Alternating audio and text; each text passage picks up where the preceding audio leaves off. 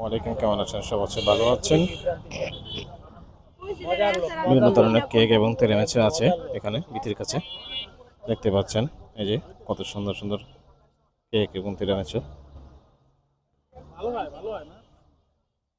দেখতে পাচ্ছেন।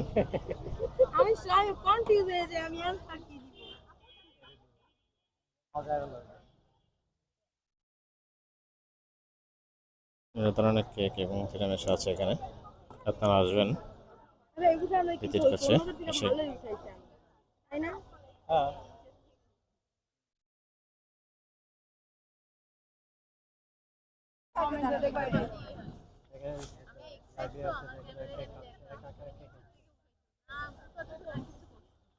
বিভিন্ন ধরনের কেক এবং পুডিং আনা হচ্ছে আজকে।